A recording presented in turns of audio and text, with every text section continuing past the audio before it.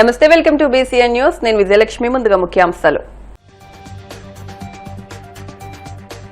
చిత్తూరు నుంచి వర్చువల్ గా రాష్ట్ర వ్యాప్తంగా 77 DDO కార్యాలయాలు ప్రారంభించిన ఉప ముఖ్యమంత్రి పవన్ కళ్యాణ్. వివిధ జిల్లాల్లో పాల్గొన్న స్పీకర్, మంత్రులు.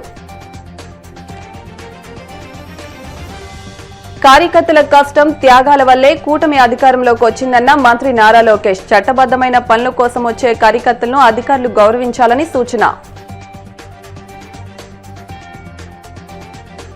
ప్రజా సమస్యల పరిష్కారానికి మెరుగైన వ్యవస్థ తీసుకొస్తున్నామన్న మంత్రి పయ్యావుల కేశవ్. ప్రతి సమస్యను సమగ్రంగా పరిశీలిస్తున్నామని వెల్లడి.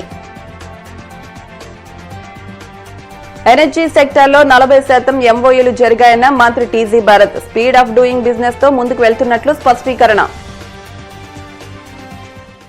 గత ప్రభుత్వ పాలనలో నిస్తేజంగా మారిన పంచాయతీలు ఇక నుంచి స్వతంత్రంగా వ్యవహరించనున్నాయని, స్థానిక సమస్యల పరిష్కారానికి ఆయా కార్యాలయాల చుట్టూ తిరగకుండా పంచాయతీలోనే తీర్మానం చేసుకుని పరిష్కరించుకునేలా చేస్తున్నామని ఉప ముఖ్యమంత్రి పవన్ కళ్యాణ్ పేర్కొన్నారు. చిత్తూరు వేదిక ఆయన రాష్ట్ర వ్యాప్తంగా 77 డివిజనల్ డెవలప్మెంట్ ఆఫీసర్ కార్యాలయాలను వర్చువల్ గా ప్రారంభించారు. ఈ సందర్భంగా పవన్ మాట్లాడుతూ పంచాయతీరాజ్, గ్రామీణాభివృద్ది శాఖల సంస్కరణలో భాగంగా రాష్ట్ర వ్యాప్తంగా DDO కార్యాలయాలను ప్రారంభించామన్నారు.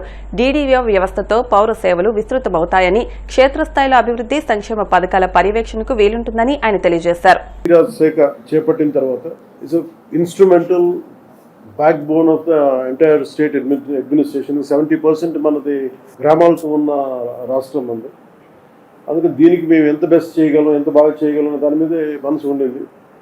సో దాంట్లో భాగంగా చాలా సంస్కరణలు కానీ, గతంలో ఏం జరిగినాయి, గతంలో 15-20 సంవత్సరాలకు ఏం జరిగినాయి, అలాగే ప్రత్యేకించి లాస్ట్ 5 yearsలో ఏం జరిగింది అనేది నేను రాగానే దాన్ని చాలా రివ్యూ మీటింగ్స్లో మాట్లాడటం జరిగింది. దాంట్లో భాగంగా ప్రత్యేకించి ఇలాంటి ఒక అడ్మినిస్ట్రేటివ్ బిల్డింగ్ కావాలి. దాదాపు 10 నుంచి 12 సేవలు విభిన్నమైన ఆఫీసుల్లో ఉంటారు. దీనికి ఏదైనా చేయాలి, దీనికి అన్నింటినీ కలిపి ఒక అంబ్రెల్లా కింద పట్టుకురావాలనేది ఫస్ట్ మంత్లో వచ్చింది నా దృష్టికి.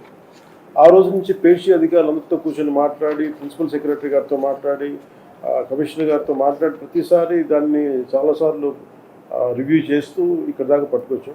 సో దీంట్లో భాగంగా ఈ 77 ఈ ఆఫీసెస్ ప్రారంభించడం నిజంగా చాలా ఆనందంగా అనిపించింది. ఈ ప్రతి పంచాయతీ ఈ కార్యాలయాల నుంచి చాలా సేవలు అందిస్తారు. ప్రతి సేవ మన పౌర సేవలు విస్తృతంగా ప్రజలకు చేరువేందుకు ఈ మార్పు దోహదపడుతుంది. ప్రతి పంచాయతీ స్వతంత్రంగా వ్యవహరిస్తూ ప్రజల అవసరాలను తీరుస్తూ స్థానిక సంస్థల దగ్గర సాధ్యం కాని పనులకు మాత్రమే ప్రభుత్వాలపై ఆధారపడేలా బలోపేతం చేయాలనే ఈ సంస్కరణలు తీసుకురావడం జరిగింది. ఈరోజు మనం ప్రారంభించిన డివిజనల్ డెవలప్మెంట్ ఆఫీసుల ద్వారా క్షేత్రస్థాయిలో ప్రభుత్వ అభివృద్ధి, సంక్షేమ కార్యక్రమాలను సమీకృతం చేస్తూ నిరంతరంగా రెగ్యులర్ పర్యవేక్షించడం కూడా చాలా తేలికైతే సులభం అవుతుంది. కింద స్థాయిలో జరిగే అభివృద్ధిని ఎప్పటికప్పుడు తెలుసుకునే వీలుంటుంది. అలాగే ప్రభుత్వం ఆదేశాలను వెంటనే క్షేత్రస్థాయిలో అమలు చేసేందుకు, ఫలితాలు సాధించేందుకు ఈ కార్యాలయాలు. తెలుగుదేశం పార్టీలో వ్యక్తులు శాశ్వతం కాదని, పార్టీయే శాశ్వతమని టీడీపీ జాతీయ ప్రధాన కార్యదర్శి మంత్రి నారా లోకేష్ స్పష్టం చేశారు. నాయకులు పార్టీని వీడినా కార్యకర్తలే అండగా నిలిచి చారిత్రాత్మక విజయాన్ని అందించారని కొనియాడారు. పాలకొండ నియోజకవర్గంలోని బామ్నీలో ఏర్పాటు చేసిన పార్టీ కార్యకర్తల సమావేశంలో ఆయన ముఖ్య అతిథిగా పాల్గొని ప్రసంగించారు. కూటమి ప్రభుత్వం ఏర్పడటం వెనుక దశాబ్దాలుగా పసుపు జెండాను వేడని కార్యకర్తల కష్టం, త్యాగం ఉన్నాయన్నారు. అందుకే ఎక్కడికి వెళ్లినా ముందుగా కార్యకర్తలను కలిసాకే ఇతర కార్యక్రమాల్లో పాల్గొనాలని నిర్ణయించుకున్నామని తెలిపారు. పల్నాడులో ప్రాణాలు పోతున్న జై టీడీపీ అన్న తోట చంద్రయ్య వంటి కార్యకర్తల త్యాగం మరవలేనిదని గుర్తు చేసుకున్నారు. మన పార్టీ ఏ కార్యక్రమం చేసినా, ప్రభుత్వ కార్యక్రమం చేసినా కార్యకర్తల్ని కలిసిన తర్వాతనే ఆ కార్యక్రమం ప్రారంభించాలని 2024 ఎన్నికలు గెలిచిన తర్వాత మనం నిర్ణయం తీసుకున్నాం. దాని వెనకాల ఒక ముఖ్యమైన ఉద్దేశం ఉంది. దశాబ్దాలుగా ఎత్తిన పసుపు జెండా దించకుండా, మడమ తిప్పకుండా తెలుగుదేశం పార్టీకి కంచుకోట్ల కాపలా కాసిన ప్రతి కార్యకర్త చెమట ఉంది. వేదికమైన ఈరోజు మేము అందరం నుంచోగెళ్తున్నామంటే దాని వెనకాల మీ కష్టం ఉంది. మనకి ప్రతిపక్షం కొత్త కాదు, కానీ 2019 నుంచి 24 వరకు ఒక సైకో 1 పాలన చూసాం. బయటకు వచ్చి మాట్లాడాలంటే గేట్లకి తాళగట్టారు. నేను ప్రజల తరపున, కార్యకర్తల తరపున పోరాడితే నా పైన 23 కేసులు పెట్టారు. SC/ST కేసు పెట్టారు, చివరికి అటెంప్ట్ మర్డర్ కేసు కూడా పెట్టారు. నేను యువగలం పాదయాత్ర ప్రారంభించాలనుకున్నప్పుడు GO 1 తీసుకొచ్చాడు. ఆనాడే సైకోకి చెప్పా, మడిచి ఎక్కడ పెడతావో పెట్టుకోపో, ఈ లోకేష్ తగ్గేదే లేదని. ఈరోజు మిమ్మల్ని చూస్తే నాకు ఉత్సాహం వస్తుంది. మనం చూసాం ప్రతిపక్షంలో ఉన్నప్పుడు ఒక అంజిరెడ్డి తాత గుర్తున్నాడా? తాతే గుర్తున్నాడా?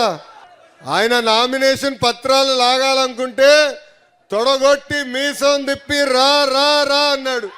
ఇంకో తల్లి ఉంది మంజుల గారు, పల్నాడులో ఏకంగా ఆమె బూత్ దగ్గర కూర్చుని వాళ్ళు రిగ్గింగ్ చేయడానికి ప్రయత్నిస్తే అడ్డు తిరిగారు, కత్తులతో దాడి చేశారు, రక్తం కారుతున్నా కూడా అక్కడ కూర్చుని పోలింగ్ అయిన తర్వాతనే హాస్పిటల్కి వెళ్ళిన మంజుల గారే మీ లోకేష్కి స్ఫూర్తి. తోట చంద్రయ్య రోడ్డు మీద పడుకోబెట్టారు, ఏకంగా వాళ్ళ నాయకుడికి పార్టీకి జై చెప్తే వదిలిపెడతానన్నారు. కానీ చంద్రయ్య ఏం చెప్పాడు? జై తెలుగుదేశం, జై చంద్రబాబు నాయుడు అని చెప్పి ప్రాణాలే కోల్పోయారు. 94% సీట్లు గెలిచామంటే దాని వెనకాల మీ అందరి కష్టం, చెమట, ఏకంగా అహర్నిశలు మాకు కాపలా కాశారు. ప్రజా సమస్యల పరిష్కారానికి మెరుగైన వ్యవస్థ తీసుకొస్తున్నామని మంత్రి పయ్యావుల కేశవ్ వ్యాఖ్యానించారు. అనంతపురం కలెక్టరేట్లో అధికారులతో ప్రజా ఫిర్యాదులపై సమీక్షా సమావేశం నిర్వహించామని తెలిపారు. ఇకపై అర్జీదారుడు ఇచ్చే ప్రతి సమస్య పరిష్కారం అయ్యేందుకు అధికారులు బాధ్యులు అవుతారని సూచించారు. స్వయంగా ఫిర్యాదుదారుతో తాము మాట్లాడామని తెలిపారు. ప్రతి సమస్యను సమగ్రంగా పరిశీలిస్తున్నామని పేర్కొన్నారు. సీఎం చంద్రబాబు ఆదేశాలతో ప్రత్యేక చర్యలు తీసుకుంటున్నామని గుర్తు చేశారు. తమపై నమ్మకంతోనే ఎక్కువ అర్జీలు వస్తున్నాయని తెలిపారు. సమస్యలను కేటగిరీల వారీగా ప్రయత్నిస్తున్నామని వివరించారు. అనంతపురం జిల్లాలో ప్రజలు సంబంధిత అధికారులకు, జిల్లా యంత్రాంగానికి, రాజకీయ వ్యవస్థకు వస్తున్నటువంటి ఫిర్యాదుల్ని పరిష్కారం చేయడానికి ఏ రకమైనటువంటి చర్యలు తీసుకుంటున్నారు అనే దాని మీద ఇవాళ సుదీర్ఘంగా రివ్యూ చేయడం జరిగింది. గౌరవ ముఖ్యమంత్రి గారు ప్రజా పరిష్కార వేదికని సమర్థవంతంగా వినియోగించుకోవాలని చెప్పి ప్రజల్ని కోరడం, దాని మీద ప్రజలు పెద్ద ఎత్తున కూడా ప్రభుత్వానికి వివిధ స్థాయిల్లో అర్జీలు, దరఖాస్తులు ఇవ్వడం జరుగుతూ ఉంది. వాటిని ఏ రకంగా పరిష్కారం చేస్తున్నారు క్షేత్రస్థాయిలో అనేటువంటిది చేయడం కోసం ఈ రివ్యూ ఏర్పాటు చేయడం జరిగింది. దాదాపు 50,000 పైచిలకు మనకి అర్జీలు రావడం జరిగింది. ఒక 35,000 దాకా ఇప్పటికీ క్లియరెన్స్ చేసినట్టు చేశారు. ఎస్, ఈ వ్యవస్థలో ఇంకా ఇంప్రూవ్ చేయాల్సింది చాలా ఉంది. కొన్ని పరిష్కారం అయినవి, పరిష్కారం కానటువంటివి కూడా అయినట్టుగా చూపించడం, ఇట్లాంటివి జరుగుతూ ఉంటే ముఖ్యమంత్రి గారు 3 అంచెల వ్యవస్థని, 4 అంచెల వ్యవస్థని ఏర్పాటు చేద్దామనే దాంతో ఇప్పటికీ చెక్స్ పెట్టారు. ఏదైనా ఒక అధికారి తనకు వచ్చినటువంటి ఫిర్యాదుని పరిష్కరించబడింది అని చెప్పి కారణాలు చెప్పి క్లోజ్ చేస్తే జిల్లాలో ఉన్నటువంటి ప్రీ ఆడిట్ టీం దగ్గర నుంచి, కాల్ సెంటర్ దగ్గర నుంచి ప్రతి ఫిర్యాదు మీద ఫిర్యాదుదారుడికి ఫోన్ వెళ్తుంది. ఆ సమస్య పరిష్కారం చేయబడిందా లేదా అనేటువంటిది.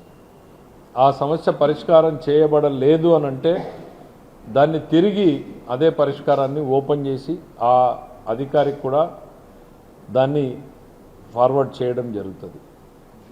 ఒకేసారి ఆ అధికారుల మీద ఇట్లా రాంగ్గా క్లోజ్ చేసిన అధికారుల మీద చర్యలు తీసుకోవాలి అని ఆదేశాలు ఉన్నా కూడా ఒకేసారి ఇట్లా చేయడం కన్నా కానీ 1-2 సార్లు చెప్పి పని చేయించాలనేటువంటి ఉద్దేశంతో దాని మీద స్ట్రెస్ పెట్టి, ఒత్తిడి పెట్టి డ్రైవ్ చేయడం జరుగుతూ ఉంది. మేము ఇవాళ చేసినప్పుడు కొన్ని లోపాలు కూడా గుర్తించాం. అంటే ఒక స్థాయిలో ఇచ్చిన అర్జీ అతని స్థాయి ఉన్నంత మేరకు పరిష్కారం చేసి అతను క్లోజ్ చేసినప్పుడు కానీ సమస్య పరిష్కారం కాలేదు, కానీ అతని బాధ్యత తీరిపోయింది. ఉదాహరణకి నాకు వ్యవసాయ పంప్ సెట్కి అగ్రికల్చర్ కనెక్షన్ కావాలి అని ఒక రైతు అర్జీ ఇచ్చుకుంటే దాన్ని ఆ మండల ఏఈకి పంపించినప్పుడు అతనికి ఉన్నటువంటి అధికారంలో అతను ఎస్టిమేట్ వేసి పైన పంపగలడు. పంపినప్పుడు అతను ఆ సమస్యని తను పరిష్కారం చేసినట్టు రాసుకుంటున్నాడు. కానీ ఆ పై అధికారి మంజూరు చేసి అది వచ్చినప్పుడు మాత్రమే సమస్య పరిష్కారం అవుతుంది, కానీ ఒరిజినల్గా సమస్య పరిష్కారం కానట్టుగానే. మనకున్నటువంటి సాఫ్ట్వేర్లో ఇప్పటిదాకా దాన్ని అక్కడికే క్లోజర్ చూపించి మీరు పై అధికారిని కలవండి అని చెప్పేసి వాళ్ళు చెప్తా ఉన్నారు. సో అట్లా చెప్పకుండా ఇవాళ మార్పులు చేయాలనేటువంటిది కూడా చెప్పాం.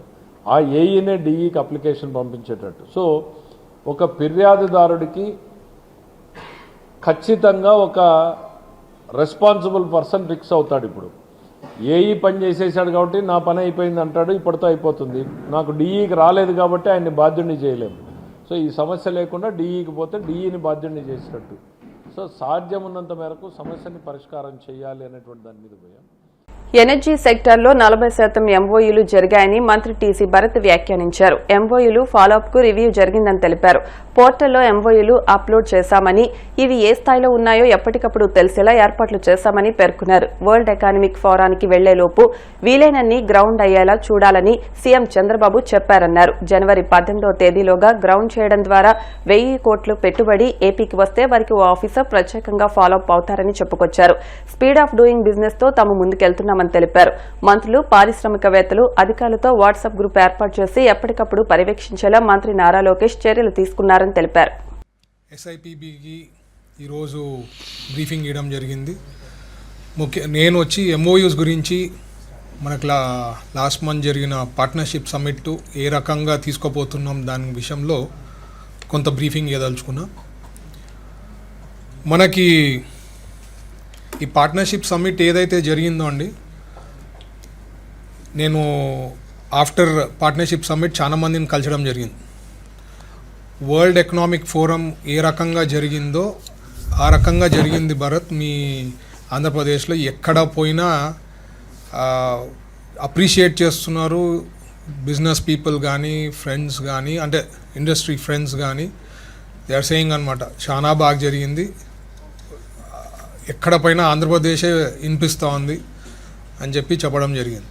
ఎందుకంటే సిబిఎన్ బ్రాండ్ లాస్ట్ ప్రభుత్వంలో 5 ఏళ్ళు బాగా దెబ్బతినిందండి ఆంధ్రప్రదేశ్. పెట్టుబడులు పెట్టాలా అంటే భయపడేవాళ్ళు, ఆ పరిస్థితి ఉండింది. అక్కడి నుంచి లాస్ట్ 18 monthsలో చాలా హార్డ్ వర్క్ చేసి ఈరోజు ఎంఓఈస్ అనేది మేము చేసిండేది చాలా సిస్టమేటిక్గా చేయడం జరిగిందండి. ఏదో వచ్చినారు ఎంఓయూ చేయలేదండి. అట్లా చెయ్యాలనుకుంటే 50 లక్షల కోట్లు పెట్టుబడులు పైన కూడా ఎంఓయూ చేసేవాళ్ళం. బట్ ఒక డిపిఆర్, ఒక పద్ధతి ఉండాలా అనే ఉద్దేశంతో కొద్దిగా స్క్రూట్నీ చేసిన ఎంఓయూస్ అన్నమాట ఇది. సో ఆ ఎంఓయూస్లో భాగంగా దాదాపు ఎనర్జీ సెక్టర్కి తీసుకుంటే 40% అండి, అంటే మొత్తము ఎంఓయూస్ ప్లస్ జిఓస్ హ్యాండ్ ఓవర్ చేసింది మీకు ఆల్రెడీ ఫిగర్స్ ఇవ్వడం జరిగింది. 13,25,000 crores జాబ్ జనరేషన్ వచ్చి 16,13,000 పీపుల్కి పార్ట్నర్షిప్ సమ్మిట్లో ఎంఓయూస్ ప్లస్ జిఓ ఎక్స్చేంజ్ మనకు జరిగింది. దాంట్లో ఎనర్జీకి సంబంధించింది 40%, ఇండస్ట్రీస్ అండ్ కామర్స్ ఏమో 21%, I&I వచ్చి 13%, ఐటీకి సంబంధించింది 12%, అదర్స్ వచ్చి 14% అనమాట. కంటిన్యూస్గా మినిస్టర్సు అలాగే అధికారులు, మన ఆఫీసర్స్ కూడా సెక్రటరీ లెవెల్ నుంచి అందరూ ఫాలోఅప్ చేసి అప్డేట్ చేసేది ఉంటుంది. కలెక్టర్ లెవెల్ వరకు కూడా లాగింగ్ అండ్ క్రెడెన్షియల్స్ వాళ్ళకి ఇచ్చి రెగ్యులర్గా వాళ్ళ డిస్ట్రిక్ట్స్లో ఆల్రెడీ కన్ఫర్మ్ చేసింది ఏదన్నా ఉంది అంటే ఆ డిస్ట్రిక్ట్కి సంబంధించింది వాళ్ళని కూడా ఫాలోఅప్ చేసే దానికోసం ఒక పద్ధతి ప్రకారం ఉందన్నమాట. దీంట్లో భాగంగా సార్ ఏం చెప్పారంటే వరల్డ్ ఎకనామిక్ ఫోరం పోయే లోపల ఎన్ని అయితే అన్నీ మనం కంప్లీట్ చేసి ఫౌండేషన్ స్టోన్ వేయాలా, డిపిఆర్లు ప్రిపేర్ చేసి ఒకవేళ ఎస్ఐపిసి ఎస్ఐపిబి క్యాబినెట్ పోయేదేమన్నా ఉంటే వాళ్ళకి ఫాలోఅప్ చేసి అది కంప్లీట్ చేసేదానికి మ్యాక్సిమం ప్రయత్నించండి. ఎందుకంటే మనం ఏదో ఫిగర్లు చెప్పాము, అది కాకుండా we have the target of their January 18th ఒక 45 daysలో మనం కంప్లీట్ చేయాలా. ఎన్ని వీలైతే అన్నీ కంప్లీట్ చేసి ఫౌండేషన్ స్టోన్స్ వేస్తాము అని చెప్పి ఈరోజు ఆదేశాలు ఇవ్వడం జరిగింది. దాని తగ్గట్టుగా వీఆర్ ప్రిపేరింగ్ అనమాట. Once it is done, the project is done అనుకోండి, వాళ్ళకి క్లియరెన్స్ వచ్చిన తర్వాత ఇంకా ఎవరిది ఇంటర్ఫియరెన్స్ అనేది ఉండదు, డైరెక్ట్గా వాళ్ళ అకౌంట్లో పడిపోతుంది అనమాట. సో ఆ నమ్మకం క్రియేట్ చేయడం జరిగింది.